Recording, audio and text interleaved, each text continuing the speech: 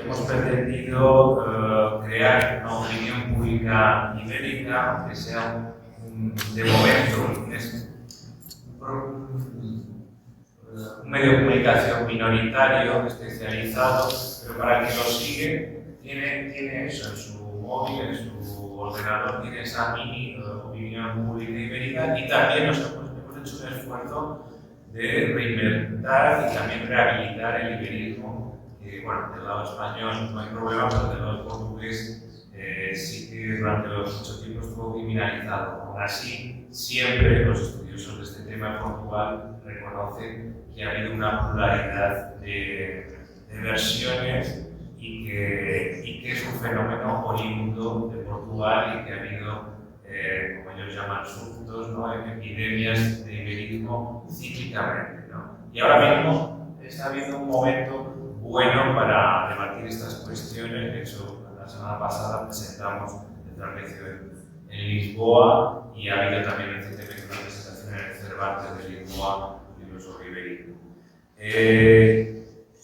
Nuestro iberismo está sentado sobre bases firmes, es decir, nosotros planteamos que el marco jurídico actual es iberista, es decir, el marco que hemos publicado, que es el nuevo Tratado de Amistad, que se entró en vigor el año pasado, el Tratado de Trujillo, entró en vigor en el 11 de mayo, y la Estrategia Común de Desarrollo Transfronterizo, que hemos publicado en los dos idiomas aquí. He traído 6 ejemplares, quien esté interesado se lo regalo. Pues ya es un marco suficiente como para ir dando contenido al mismo. Es decir, esto ha sido aprobado por los dos parlamentos, por los dos gobiernos, es decir, no hay ningún tipo de sospecha de nada. Entonces, nuestro iberismo está planteado en términos geopolíticos, de proyección conjunta y también cultural. Cultural no digo solamente de intercambio, cultural digo de autorreconocernos identitariamente como ibérico, sin menoscabo de otras capas identitarias, nacionales, etcétera, y las pluralidades regionales. Entonces, planteamos eso, es decir, el medio de comunicación está planteado para corregir asimetrías que existen en uno y otro lado, de información, lingüísticas, políticas. Lo podéis ver, todos los días se actualiza, trapecio.eu. Y bueno, y lo que voy a plantear ahora, lo que me resta de intervención, es lanzar algunas ideas en torno a la raya, porque para nosotros la raya es el iberismo 24 horas, es decir, es el punto donde permanentemente hay una convivencia y una gestión de pluralidades, donde gente, aunque yo soy descendiente de San Martín, suelo venir a menudo, vivo en Madrid, pero donde podemos aprender gente de toda la península de la cooperación que se hace en la RAI, ¿no? Sabemos, ya hemos escuchado que pues, es muy desigual en función de cada punto, ¿no?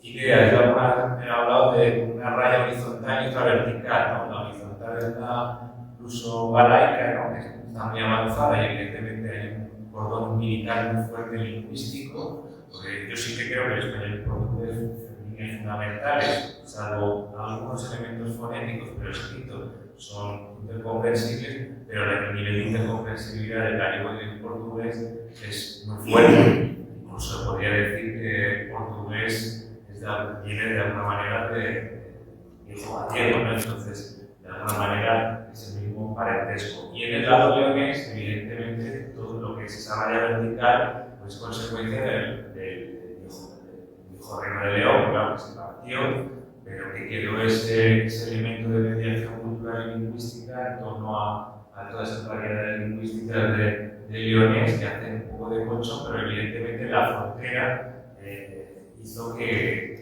pues eso, quedara abandonada esa zona y pues bueno, no tuviera la fuerza que debería tener. ¿Qué más? Recientemente ha habido en la RTP una serie que se llama Portuñol, si lo habéis podido ver, está muy bien, incluso nosotros antes de que saliera, cuando se estaba haciendo, tuvimos un cierto diálogo, tratando de algunas ideas y contactos a la realizadora, Ana Delgado Martín, y plantea que existe como una subcultura del portuñol, donde el portugués habla en portuñol y el español habla en español, y se entiende, ¿no? Evidentemente lo lógico sería que cada uno hablara en idioma materno que se entendiera bien. Para esto yo creo que es fundamental la educación bilingüe, que se vea en los medios en los dos lados de la frontera, incluso en toda la península, la gente ve, hay dificultades de verla del lado español. También hace falta medios de comunicación, como nuestra vez publicamos de manera equilibrada en español y en portugués. Nosotros desistimos de las traducciones, de esa intercomprensión. Hay algunas noticias en portugués, otras en español. A veces las noticias en portugués son las de España, otras veces son las de sobre Portugal. También publicamos en gallego. Ha habido algunas también en neonés, que evidentemente ha sido algo un poco testimonial cuando llegan a la decena, pero también están abiertas las puertas. Algunas que nos hemos publicado en esta casa. Entonces, ¿qué podemos lanzar? Aparte de esta idea de intercomprensión y de la iberofonía, creo que hay un punto de unión con la idea intelectual del congreso transdisciplinar, transversal de la raya, que es esta idea que hemos planteado de un iberismo multinivel o un iberismo metodológico, ¿no? Es decir, que puedes ir de lo local a lo global, pasando por diferentes niveles y todos pasando por la perspectiva ibérica, desde la raya, pasando por Europa, pasando por Iberoamérica y pasando por la iberofonía que se has planteado a los 800 millones de espacio de comprensión que hay en el mundo de portugués, español y todos los iberoromanos, ¿no? Entonces, creo que para la academia es interesante seguir el reglamento de análisis ibérico para superar el nacionalismo metodológico. Evidentemente no podemos caer en un nacionalismo ibérico, pero sí que de entrada yo creo que abre caminos, ¿no? Porque normalmente esas agendas nacionales continúan prevaleciendo sobre esa cuestión de la centralidad de la raya, que es una idea que ha planteado Antonio Costa, que nosotros también la planteamos, tenemos una sección propia e intentamos que cada vez tenga más peso. Entonces, además de esa idea de la subcultura del portuñol que planteaba esta organizadora de Portuñol, pues yo diría que, más allá de lo lingüístico, hay un iberismo antropológico-cultural en la raya que se ejerce. Claro, es un espacio de baja nacionalización, aunque bueno, es verdad que estos nacionales han conseguido llegar muy lejos, pero también es un espacio propio comercial, laboral, cultural y bueno, un espacio propio identitario donde pues, evidentemente esto se tiene que tener un sujeto identificado, ¿no?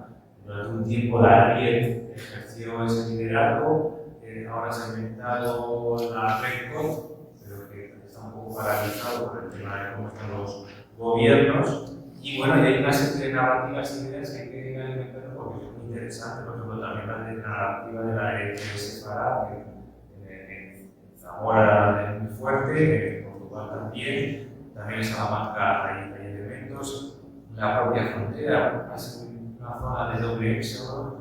En el siglo XV, también en la Segunda Guerra Mundial, gente que iba de un lado para otro. Hay un museo muy famoso, Fermoselle, que es una referencia de turismo, ¿no? Y de referencia histórica sobre esta herencia judía, compartida entre España y Portugal.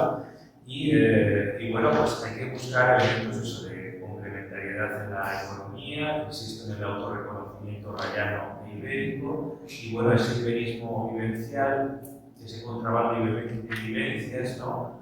Pues se convierte en una marca que sirva para atraer pobladores, que sirva para atraer turistas, ¿no? Por ejemplo, en Vilar Formoso, yo hace unos años escribí un artículo sobre las famosas fuentes de hielo, que tienen tres calles en común, los dos países, pero la articulación están de espaldas, ¿no? Del tópico en cuanto a articulación urbanística, incluso los alcaldes que dije personalmente, que podéis crear una única ciudad, se articula bien el territorio y eso puede atraer turistas, porque es una curiosidad que todo el mundo quiere hacer una foto ahí. Y evidentemente esa antigua frontera, ¿no? Toda esa estructura que hay, eso debería demolerse porque es muy feo, ¿no? Si se hace una plaza mayor, un espacio de encuentro sería muy bueno. De hecho, estas navidades han hecho un mercadillo común con un árbol donde justo pasaba la frontera y mercadillo de pues, una confraternización excelente, la narrativa para este tipo de ejemplos de convivencia transfronteriza, ¿no? Y bueno, yo creo que los estados podrían hacer más. Nosotros tenemos contacto con la Secretaría que lleva el tema del reto demográfico. Incluso hay funcionarios que son de la zona y desconocen absolutamente el asunto. Es verdad que tienen bajo presupuesto y que tienen que coordinarse con las autonomías y es un plus, ¿no?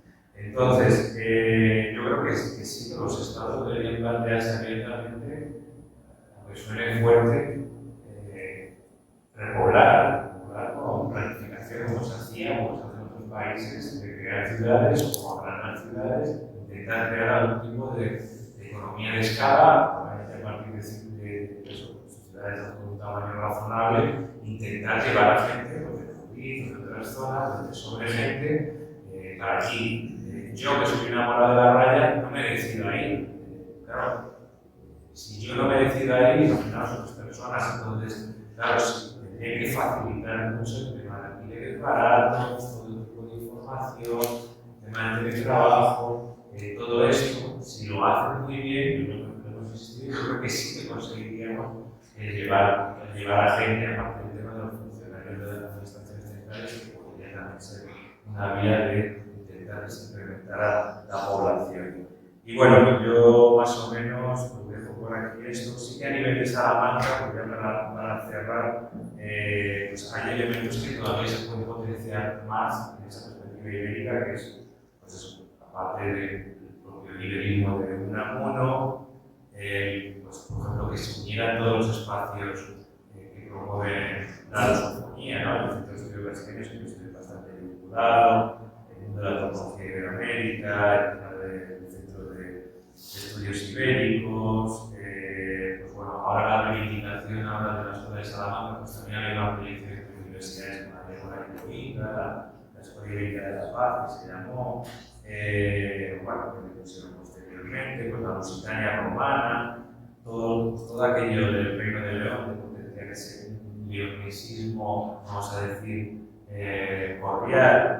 Y bueno, es que en realidad si se mira el callejero de Salamanca, si se mira los apellidos, se nota que hay una herencia rusa, una migración aquí que se quedaron, que muchos de vosotros y yo también tenemos un apellido por ahí portugués, pues somos descendientes de estos. Incluso hay en algunos barrios donde temporalmente estuvieron viviendo, entonces recuperar esa memoria, incluso el tipo Unión Ibérica de Coronas, pues los usos tuvo mucho protagonismo aquí en Salamanca, también en Madrid, y bueno, por ejemplo, el escudo de los Felipes, pues aparece el escudo de Portugal, aquí está en la que decía, en el puente romano, por ejemplo, pues encontrar narrativas para impulsar estas ideas. Bueno, pues básicamente os felicito a los organizadores, a los autores intelectuales de este congreso, que es la tercera edición, y creo que es